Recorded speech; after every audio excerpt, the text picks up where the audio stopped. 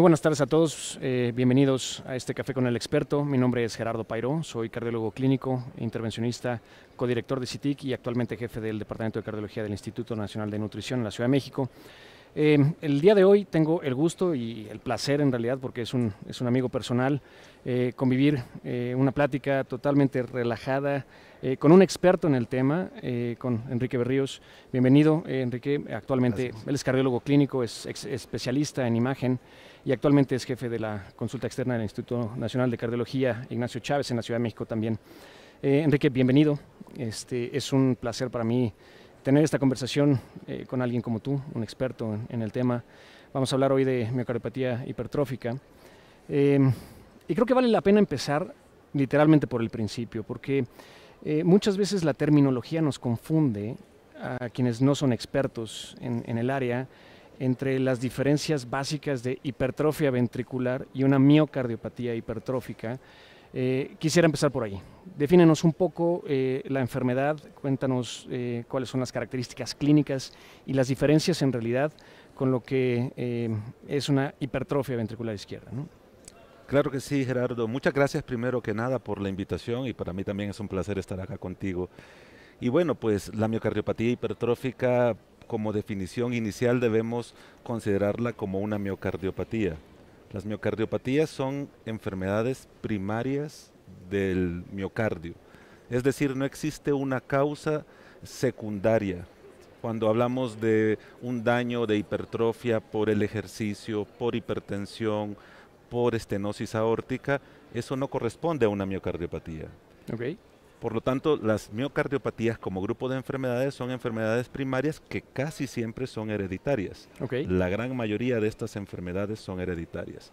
Y la miocardiopatía hipertrófica es un espectro de estas enfermedades en donde existen múltiples alteraciones genéticas que generan alteraciones miocárdicas, principalmente de la fibra miocárdica, y que se manifiestan con un grosor aumentado de las paredes ventriculares. Okay. Pero sí, es una enfermedad genética, hereditaria, la mayoría de veces con genes ya identificados y que tiende a manifestarse desde edades muy tempranas en los pacientes que tienen este tipo de enfermedades. Ok, ahora, ¿cómo sospecho de la enfermedad? Si yo me encuentro a un paciente en el consultorio que evidentemente no ha debutado todavía con uno de los eventos secundarios a estas miocardiopatías hipertróficas, pero que con elementos sencillos o iniciales, como decimos nosotros en el abordaje inicial del paciente, en quien yo sospecho que pudiera tener una miocardiopatía hipertrófica. Quizás ahí lo más importante es que hagamos una primera diferenciación por edades. Si tienes pacientes que están entre 0 o 1 año y 20 años, puede haber una miocardiopatía hipertrófica que se manifieste, pero ahí casi siempre piensas que son otras causas. Okay. Y casi siempre cuando estamos hablando de la edad pediátrica, que no estoy diciendo que no pueda haber una miocardiopatía hipertrófica, en estos pacientes, además de tener síntomas cardíacos, pueden presentar muchas veces otras manifestaciones sistémicas que te orientan a otras causas como enfermedad de Fabry. Déjame te detengo ahí un poquito, porque quizás ese es un punto muy importante para quienes están escuchando el podcast. ¿Cuáles son las manifestaciones clínicas más frecuentes que un paciente que tiene una miocardiopatía hipertrófica puede dar como dato pivote a un médico como para hacerlo sospechar, Enrique? Creo que es un punto básico y, como te digo, empieza por la edad. Si tienes un paciente que está entre 15 y 50 años y que tiene síntomas que pueden sugerir un problema cardíaco, que puede ser disnea, puede ser o falta de aire, puede ser dolor torácico, o que haya tenido un síncope o un desmayo, una pérdida de la conciencia, pues definitivamente la primera estrategia que debes hacer en este tipo de sujetos es tomar un electrocardiograma. Si a estos síntomas, con esta edad, conjuntas datos de hipertrofia ventricular en un electrocardiograma y no existe otra causa, el sujeto no tiene antecedentes ni tiene ninguna otra alteración que explique eso, entonces debes pensar en miocardiopatía hipertrófica. O sea, digamos que el estudio inicial con el que puedes empezar a levantar tu índice de sospecha diagnóstica es un electrocardiograma que tiene una franca hipertrofia ventricular izquierda, ¿no? Sí, en miocardiopatía hipertrófica, a diferencia de otras enfermedades como amiloidosis, el electrocardiograma es básico para el diagnóstico, porque hasta 98% de los electrocardiogramas de miocardiopatía hipertrófica son anormales. Okay. Aunque no siempre tienes los datos clásicos de hipertrofia ventricular, pero la gran mayoría de veces los vas a observar. Ok, ahora, dentro de todo el espectro de las miocardiopatías hipertróficas, hay uno que al menos a los cardiólogos, del cual nos gusta hablar mucho, ¿no? Del septal asimétrico. ¿Cuál es la gran diferencia de esa particularidad o de esa subcategoría de miocardiopatía hipertrófica? Yo creo que también ese es un punto muy importante, Gerardo. En la actualidad conocemos varios fenotipos, es decir, ya que tienes un diagnóstico de miocardiopatía hipertrófica, este puede tener diferentes alteraciones en el ventrículo, no todos son iguales. El fenotipo septal asimétrico, que tiene un predominio basal o septal anterior casi siempre, es aquel que se relaciona más frecuentemente con obstrucción del tracto de salida del ventrículo izquierdo. Exacto. Y los síntomas que se presentan por la obstrucción del tracto de salida casi siempre se relacionan al esfuerzo físico, aunque cuando va avanzando la enfermedad esto podría presentarse en reposo. En pocas palabras, la presencia de esta obstrucción, que también se puede manifestar con un soplo, además con síntomas como angina, disnea, palpitaciones o síncope, y con un fenotipo de estos, sugieren mucho que el problema de los síntomas es la obstrucción del tracto de salida generada por esta morfología típica de la enfermedad. Ahora, pero me lleva esto a una pregunta previa. Tú me dijiste, hagamos un electrocardiograma, ese electrocardiograma es anormal, tiene una hipertrofia que no explico por otra causa, entonces el siguiente estudio de forma, digamos, lógica sería hacer un ecocardiograma. ¿Cuáles son los hallazgos más frecuentemente vistos en el ecocardiograma que nos hace incrementar aún más la sospecha de una miocardiopatía hipertrófica? La primera alteración que debes observar como llamativa en un ecocardiograma es la presencia de aumento del grosor ventricular, y para la miocardiopatía hipertrófica tenemos un punto de corte ya establecido, que son 15 milímetros de grosor ventricular, principalmente en las partes basales o media. En la parte apical puede tener un punto de corte diferente y que no tenga otra causa aparente. Hay que tener en cuenta que este punto de corte puede alterarse si ya tienes antecedentes familiares. Claro. Sujetos que tienen un antecedente de miocardiopatía hipertrófica con una mutación sarcomérica ya demostrada, con 13 milímetros puedes hacer el diagnóstico de hipertrofia, ¿no?, ventricular. Así es. Y si no tienes ese antecedente, 15 milímetros, siempre y cuando no tengas otra explicación de esto. Por otro lado, la morfología del septum. Por lo general presenta una hipertrofia septal asimétrica que no se acompaña de una hipertrofia de la pared lateral. Eso es muy sugestivo de miocardiopatía hipertrófica. Okay.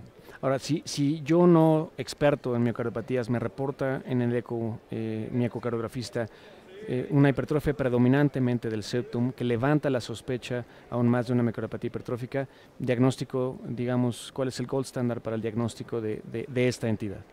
Bueno, cuando tienes una duda diagnóstica con el ecocardiograma, estamos hablando de la forma fenotípica y del diagnóstico, y que o cabe la posibilidad de que existan otras etiologías, que esto surge principalmente en los extremos de la vida, en población pediátrica o población arriba de 60 años. El estudio que debe continuar en la evaluación de este paciente es una resonancia magnética cardíaca, ya que esto te ayuda a diferenciar un poco más la morfología del corazón, y también te da el extra de un análisis tisular en donde puedes ver fibrosis y otros hallazgos que te pueden sugerir. Que es finalmente uno de los puntos importantes a evaluar en el contexto del paciente en cuanto a riesgos, ¿no? O sea, háblame un poquito del riesgo. O sea, no es lo mismo tener un paciente que tiene 15 de septum versus un paciente que tiene 30 de septum. Digo, estoy siendo exagerado, pero ¿cómo clasifico yo, cómo estadifico yo el riesgo de un paciente ya que lo tengo diagnosticado?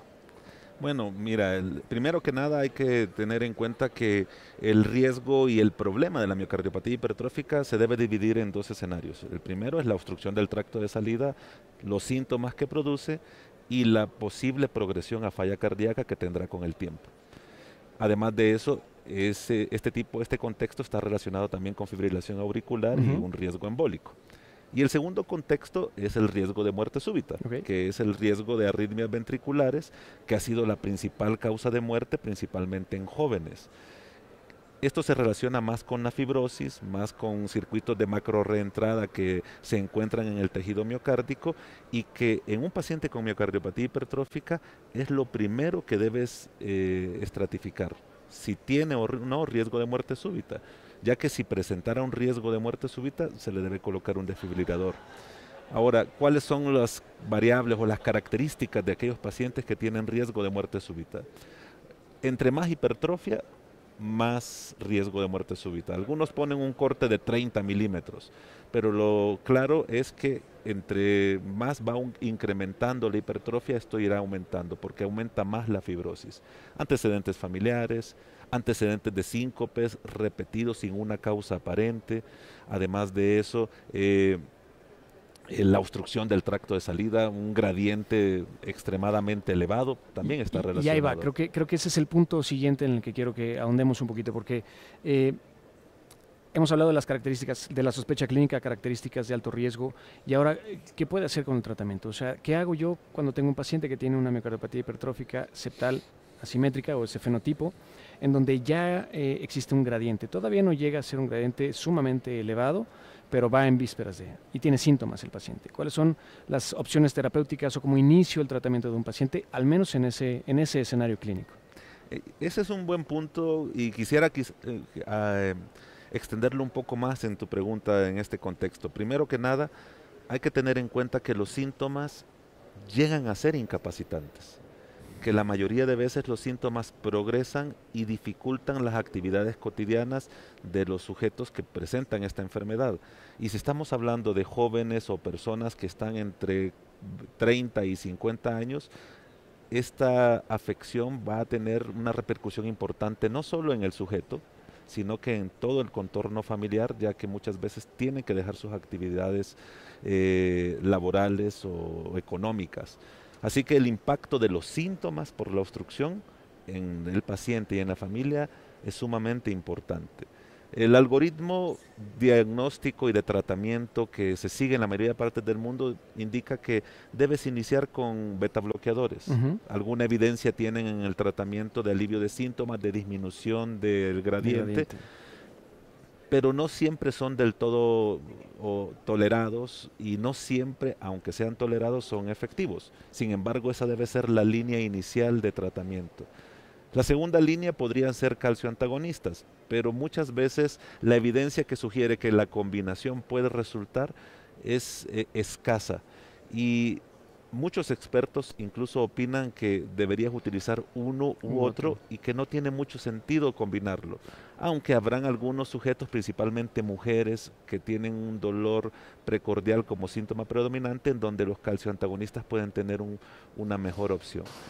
Pero la realidad es que aún con esos dos tratamientos, si tienes un gradiente obstructivo importante, los síntomas no van a ser del todo aliviados, los síntomas tienden a progresar y la tolerancia a los medicamentos con el tiempo cada vez es menor. Y creo que eso es importante porque quizás la tolerancia a la vasodilatación, digamos, o sea, al descenso en la presión arterial es muy poco tolerada por los pacientes que tienen una miocardiopatía hipertrófica. ¿Qué opciones tenemos? O sea, si eso no es suficiente como para aliviar síntomas, para reducir gradiente, que el gradiente, lo dijiste, está relacionado con muerte súbita, ¿qué más puedo hacer por este paciente? ¿Qué más hay disponible o que venga en vías de un futuro cercano? Bueno, pues mira, la realidad es que en la actualidad a lo que se le apuesta es a un nuevo grupo de medicamentos que son los inhibidores de miosina. Para tener en cuenta cómo funcionan estos, debemos remontarnos a la fisiopatología de la enfermedad, porque en el pasado pensábamos que todo se debía a hipertrofia, que el problema era una cuestión mecánica. Es decir, la hipertrofia genera obstrucción y la obstrucción es la responsable de los síntomas. En la actualidad, por estudios ya mucho más detenidos al respecto, sabemos que no ese es el problema. Porque, por ejemplo, Gerardo, los pacientes no obstructivos también son sintomáticos. también presentan muchos síntomas y no se explica por qué, si no hay una obstrucción del tracto de salida, ellos tienen síntomas parecidos al grupo obstructivo.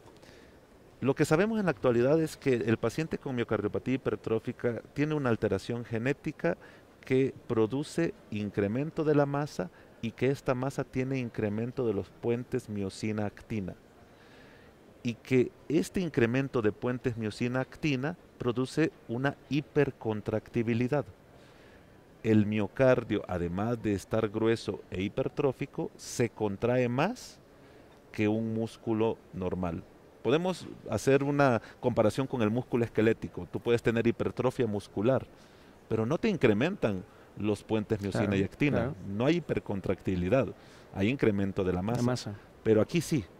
Entonces, el punto fundamental de la fisiopatología parece ser el incremento de esos puentes. Y los inhibidores de miocina lo que hacen es tratar de silenciar estos puentes, este exceso de puentes, y por lo tanto producen una disminución de la hipercontractilidad.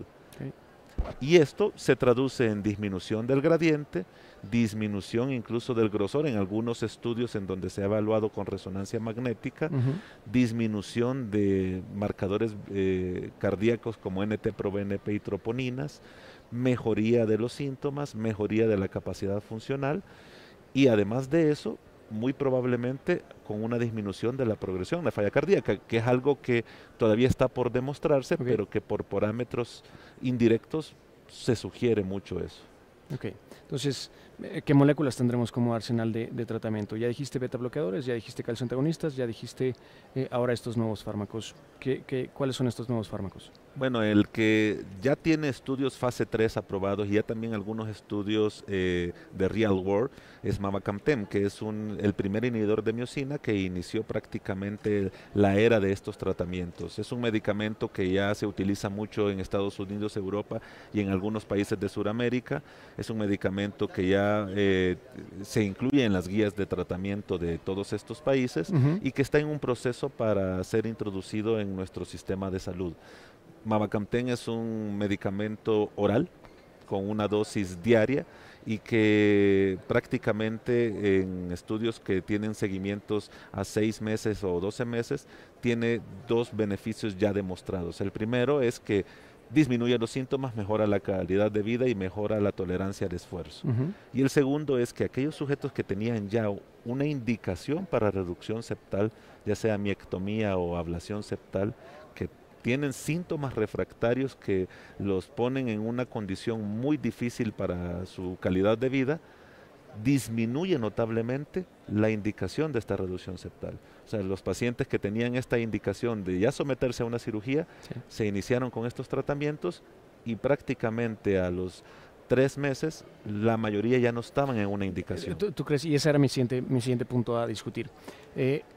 Soy cardiólogo intervencionista, tengo todo el sesgo del mundo cuando digo que al menos en el instituto la ablación septal con alcohol es el procedimiento de mayor preponderancia, porque la miectomía quirúrgica, al menos en nuestro instituto, no ha tenido los resultados que uno esperaría, pero tampoco lo ha tenido nuestra ablación septal. Entonces, la recurrencia en síntomas y en gradiente con la ablación septal, aunque haya sido exitosa en un principio, lo hemos visto a largo plazo, no parece ser un tratamiento definitivo. ¿Cuál es la experiencia, si estos datos que tú nos dices nos hacen pensar que cada vez hagamos menos ablaciones septales, cada vez hagamos menos miectomías, a largo plazo? ¿Es un medicamento que tendré que tomar todo el tiempo o es un medicamento que podré suspender en algún punto? No, si el paciente entra a un tratamiento como mavacamten, la única indicación de suspender el tratamiento es que presente una reducción en la fracción de expulsión. Porque bueno, lo que va a generar el mavacamten es una disminución de la contractilidad. Y existe un potencial riesgo de disminución de la fracción de expulsión. Lo que ocurrió en los ensayos clínicos de forma muy esporádica, pero tienes que estar vigilando la fracción de expulsión. Y si hubiera un descenso importante de la fracción de expulsión, pues tendremos que disminuir la dosis o suspender el medicamento. Okay. De lo contrario, debería ser un tratamiento permanente para el paciente. O sea, no es un tratamiento que lo tome por un ciclo, sino que es un tratamiento que lo tendrá que tomar de forma constante y permanente. Pero que va a mantener por lo menos esa calidad de vida, mejoría en la capacidad funcional, y esto se traducirá tarde o temprano en reducción de eventos, ¿no? Falla cardíaca, fibrilación auricular y quizás muerte súbita más adelante, ¿no? Claro que sí, y bueno, pues la realidad es que los pacientes que han estado con estos tratamientos tienen un antes y después en cuanto a sus síntomas.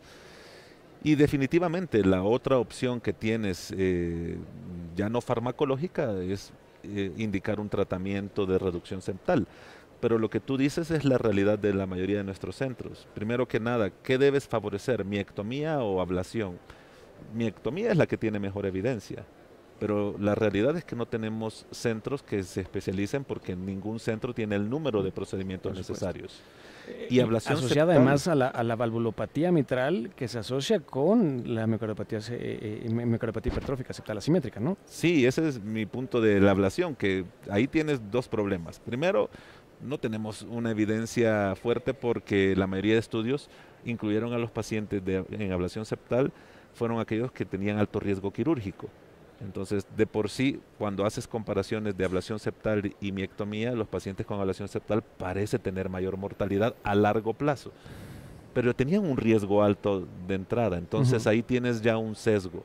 Y segundo es que cada vez reconocemos más esas alteraciones que tú mencionas, del aparato valvular mitral y el aparato subvalvular, en donde esto influye también en la obstrucción, y que cuando no lo evalúas de forma adecuada y no seleccionas bien a un paciente con ablación septal, a pesar de tener una ablación exitosa, en donde hay una reducción del septum, puede continuar la obstrucción por un componente más del aparato valvular mitral o subvalvular. Entonces, ahí estamos un poco complejos, pero seguirá siendo una opción. Nuestra experiencia, al igual que ustedes, es más con ablación, pero deben ser casos muy bien seleccionados y siempre con un riesgo de que no sea del todo efectiva. De acuerdo, muchísimas gracias. Bueno, yo quisiera terminar primero agradeciéndote y segundo pidiendo que en unas breves palabras nos des un resumen de todo lo que acabamos de platicar, llevándonos desde el diagnóstico hasta el tratamiento, que ahora habrá un tratamiento farmacológico disponible distinto a lo que teníamos en México, ¿no? Bueno, pues quizás nada más concluir que la miocardiopatía hipertrófica es una enfermedad más frecuente de lo que pensamos, que lamentablemente seguimos con retrasos en los tratamientos, incluso por parte de cardiología, pero se ven más en otras especialidades, que es una enfermedad muy sintomática, que es una enfermedad relacionada con muerte súbita, principalmente en jóvenes, y que es una enfermedad que gracias a los nuevos tratamientos la estamos entendiendo cada vez mejor, y creo que un futuro muy brillante en esta enfermedad se aproxima, ya que con toda esta investigación que se está desarrollando tendremos más opciones de tratamiento, entenderemos mucho mejor la enfermedad y tendremos diagnósticos más oportunos con detecciones más tempranas de pacientes. De acuerdo, totalmente. Muchísimas gracias, Enrique. Creo que ha sido una plática muy amena, muy fluida y que al menos a quienes no somos expertos nos dejas claro cuál es el panorama. Agradecerte nuevamente tu presencia y agradecerles a ustedes el haber compartido con nosotros. Muchísimas gracias. Gracias.